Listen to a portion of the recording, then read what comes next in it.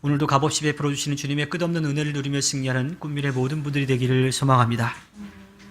우리는 지난 한 달 동안 이 꿈이 있는 미래교회의 문화를 이끌어 가시는 문화부장님의 아주 좋은 생각으로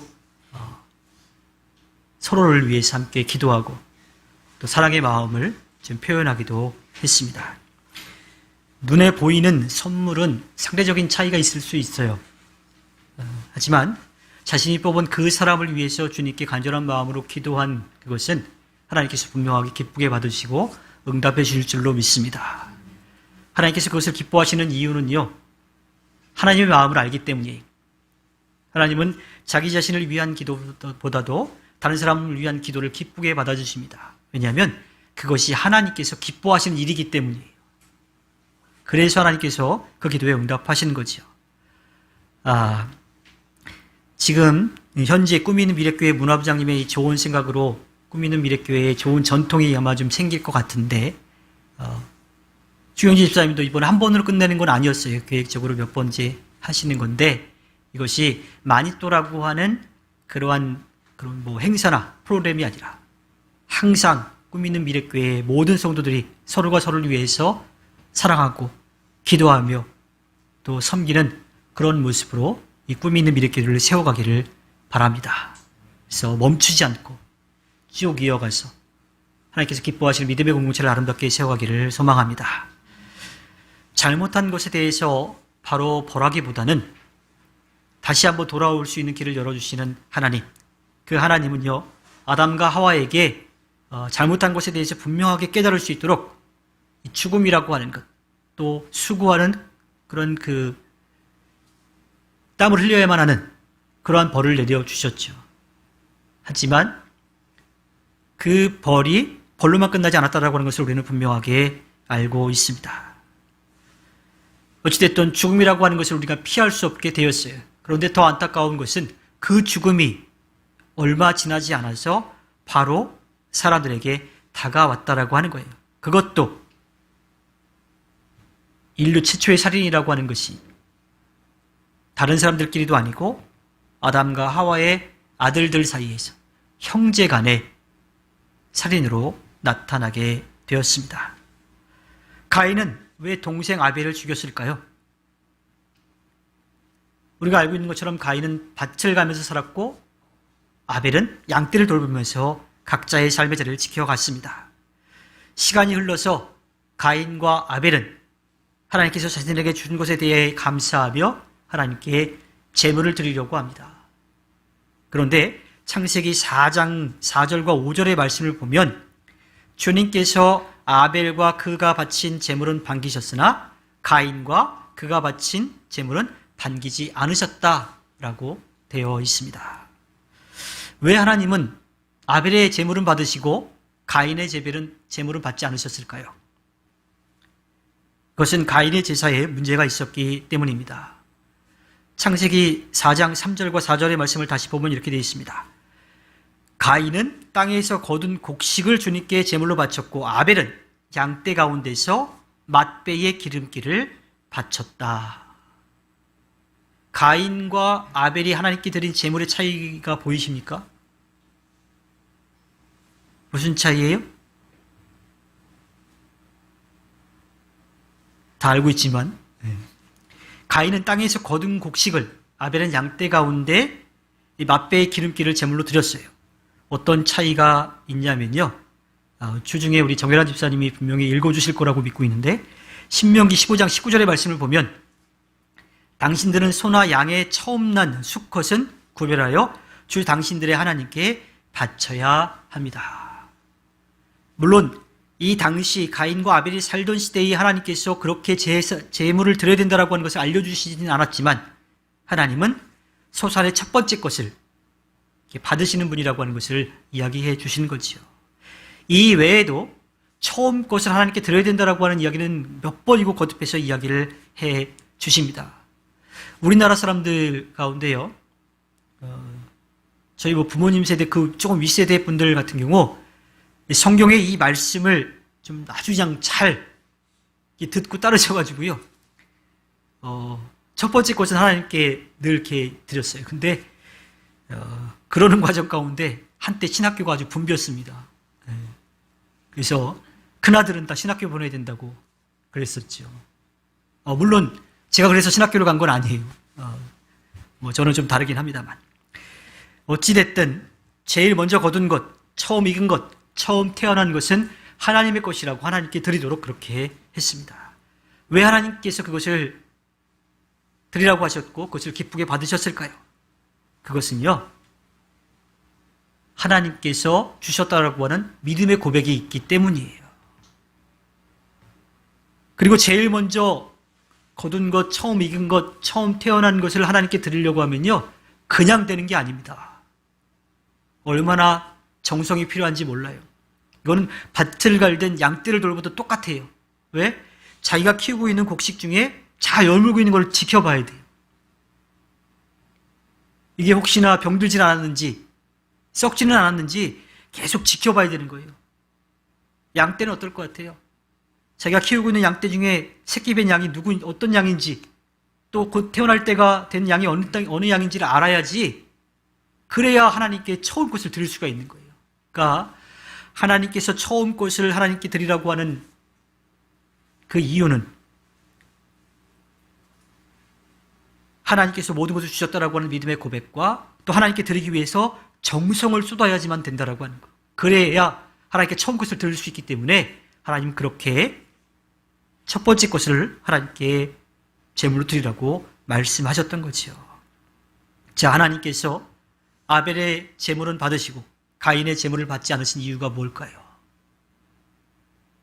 앞에서 이야기한 것을 되새겨 보면 아벨은 자기가 키우고 있는 양떼를 정성껏 돌봤어요.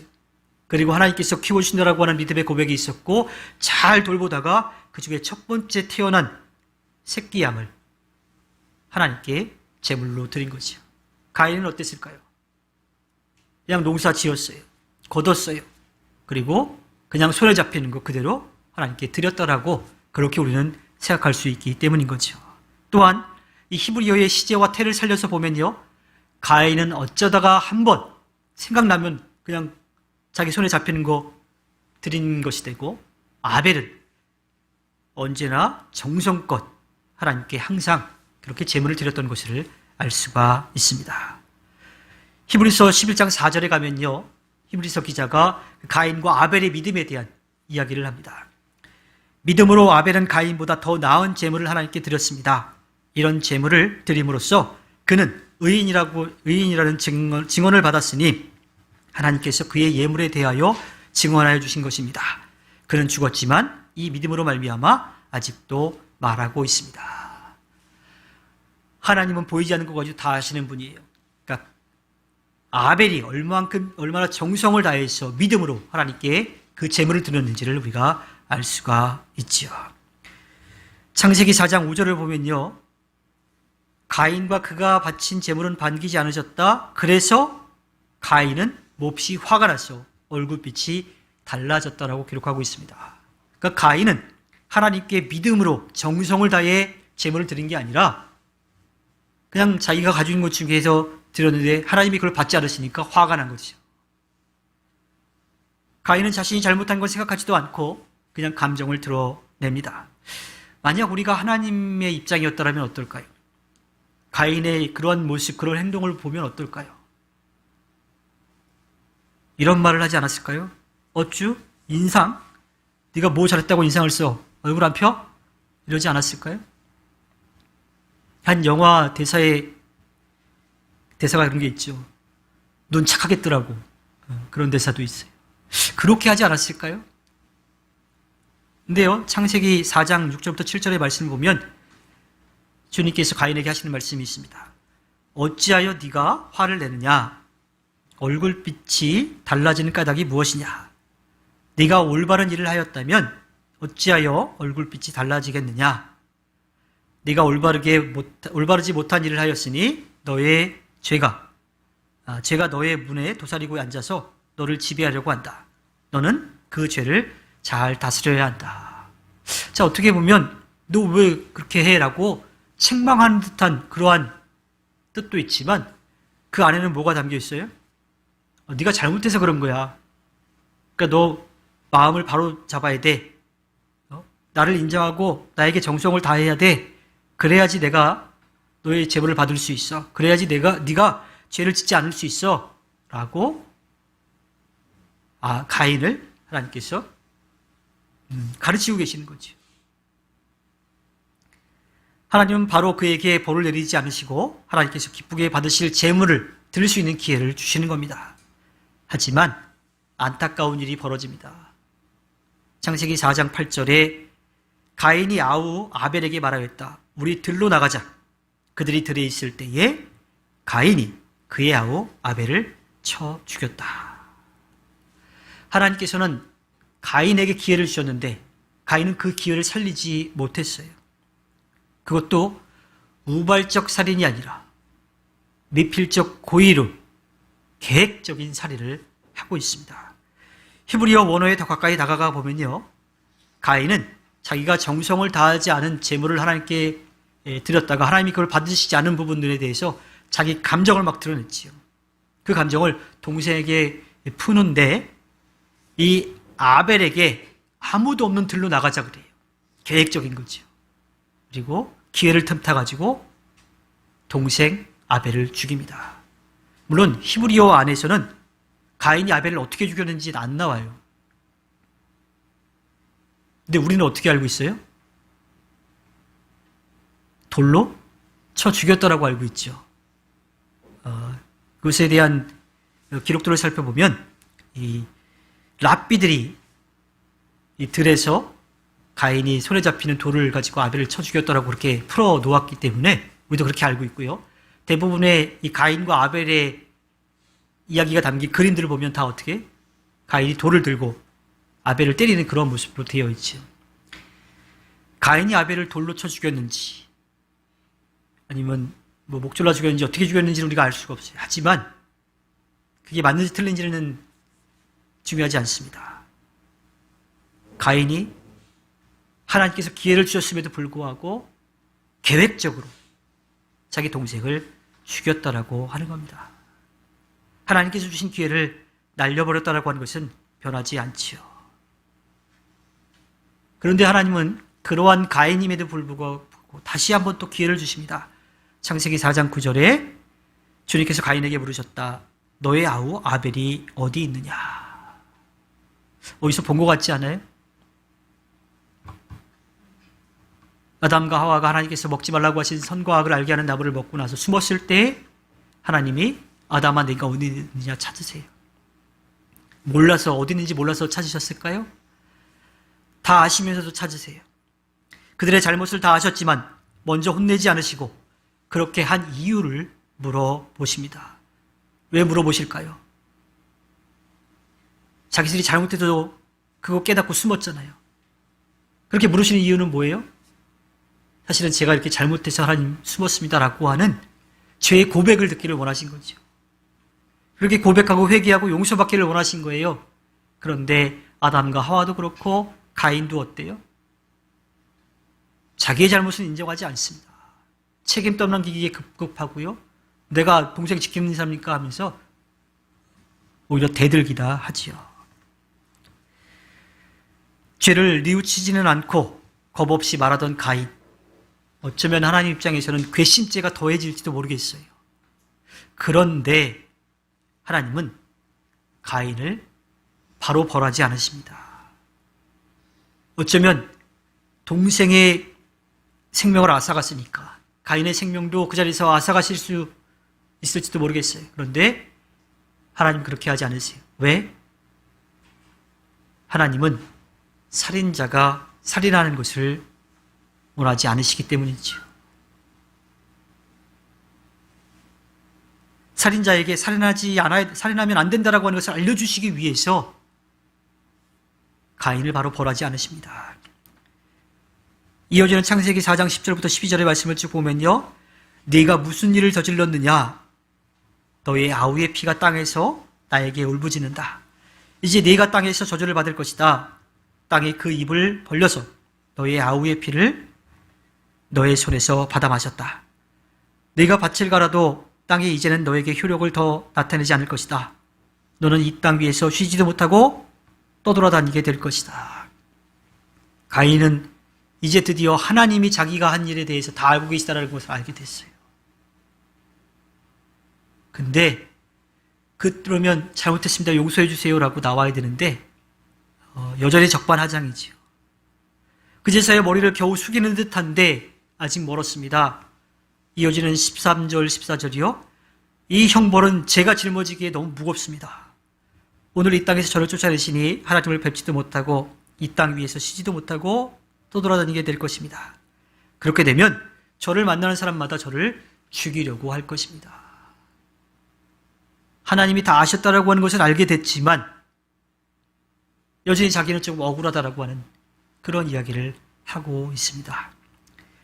하나님께서 생명을 거두어 가셔도 할 말이 없을 텐데 아무 죄 없는 동생은 계획적으로 죽여놓고 자신은 죽음에 대한 두려움에 벌벌 떨고 있는 거죠. 여전히 잘못에 대한 뉘우침보다도 형벌이 과하다라고 하는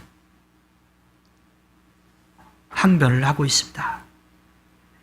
자, 이쯤 되면 하나님 입장이라면 어떨까요?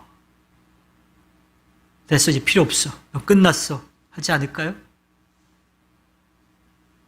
그래도 하나님은요, 그 두려워하는 가인의 마음을 안아주십니다. 창세기 4장 15절에 주님께서 그에게 말씀하셨다. 그렇지 않다. 가인을 죽이는 자는 7갑절로 벌을 받을 것이다. 주님께서는 가인에게 표를 찍어주셔서 어느 누가 그를 만나더라도 그를 죽이지 못하게 하셨다. 하나님은요, 잘못한 사람에게도 다시 기회를 주시는 분이십니다. 은혜를 베푸시는 분이세요. 왜 그렇게 하시냐면요, 사랑의 하나님이시기도 하지만 그 일로 인해서 누군가 또 죄를 짓도록 가만히 놔두시지 않는 거죠. 히브리서 10장 30절에 보면요, 원수를 갚는 것은 내가 할 일이니 내가 갚아주겠다. 주님께서 그의 백성을 심판하실 것이다 라고 하는 것. 그러니까 사람이 누군가의 잘못에 대해서 그것을 대해서 벌을 하려고 하면 그 사람도 사실은 죄를 지을 수 있는 일이 생기는 거예요.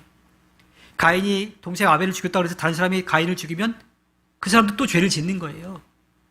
그래서 하나님이 원수 갚는 것은 하나님이 하실 일이라고 말씀하시는 거예요. 하나님의 마음이 어떤 것인지 우리는 다시 한번 깨달을 수 있습니다. 그리고 하나님은 그렇게 말씀하신 대로 그 일을 이루어 주시죠. 창세기 4장 16절에 가인은 주님 앞을 떠나서 에덴의 동쪽 롯 땅에 살았다. 히브리어에서 동쪽은요, 여러 가지 의미가 있는데 그 중에 하나가 뭐냐면 앞에라고 하는 거예요. 앞에. 그러니까 오늘 말씀을 보면 동쪽을 앞에라고 하는 뜻으로 보면 에덴의 앞쪽에 살았다라고 하는 거예요. 그러니까 에덴으로부터 멀리 보이지 않는 것, 다시 돌아올 수 없는 곳으로 보내신 것이 아니라 에덴을 볼 수 있는 곳에 살게 하셨다라고 하는 거지요. 에덴 동산 앞에, 에덴 동산이 보이는 곳에서 살게 해 주셨습니다. 그리고 이어지는 창세기 4장 17절의 말씀을 쭉 보면 가인의 족보가 나와요. 그 후손들의 이름이 나오고 있습니다. 무엇을 뜻하는 거예요? 하나님께서 가인의 자손이 이 땅에서 살아갈 수 있도록 은혜를 베풀어 주셨다라고 하는 거예요. 자, 가인은 처음에는 자기가 잘못한 걸 인정하지 않고 감정을 다 드러냈었어요. 하나님은 모를 거라고 생각했어요. 다른 사람들 모르게 들로 데려가서 계획적으로 죽였으니까. 하나님 다 알고 계세요? 그때에도 자기 죄를 뉘우치기보다는 자기에게 가해진 벌이 너무 크다고 항변했어요. 그리고 자기가 죽을 것에 대한, 다른 사람도 자기를 죽일 것이라고 하는 그런 두려움에 쌓여 있었던 거지요. 그러한 가인에게 하나님은 분명하게 말씀해 주십니다. 창세기 4장 15절에 그렇지 않다.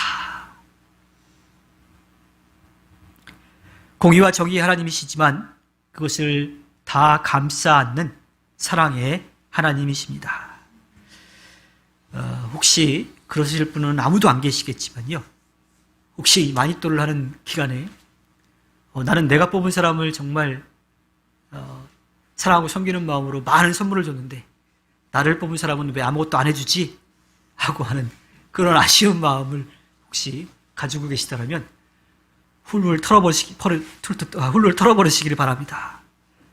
그분이 나를 사랑하지 않거나 나를 미워하거나 하는 게 아닌 거죠. 다만 그러지 못할 만한 그런 상황이 있었겠지요.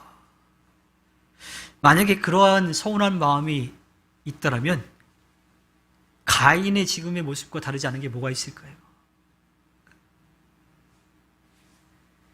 혹시라도 그렇게 생각하신다면 하나님께서 가인에게 하신 말씀, 그렇지 않다라고 하는 말씀을 좀 다시 한번 좀 떠올려 보길 바랍니다. 적어도 나를 위해서 그분이 하나님께 정성을 다해서 간절히 기도해 주셨을 테니까요. 하나님은 우리가 하나님을 등지고 떠나도 다시 돌아올 수 있는 길을 열어주셨습니다. 그 길은 예수 그리스도이신 거죠. 그리고 그분은 우리를 위해 자신의 생명을 기꺼이 내어주셨습니다. 그 사랑과 은혜에 대한 감사의 시간을 갖는 것, 또 우리가 예수님을 십자가에 못 박은 것에 대한 그런 죄스러운 마음, 또 우리의 부족했고 연약했던 모습을 고백하는 기간인 이 사순절을 보내고 있습니다. 보통 사순절에는 뭔가 즐겨하던 것들을 좀 내려놓는 경우가 많지요. 그래서 교회에서도 여러 가지 행사들을 잘 하지 않습니다. 그 기간에 결혼식도 안 하는 경우도 있었어요. 그런데 저는 늘 사순절 기간에 말씀을 드립니다.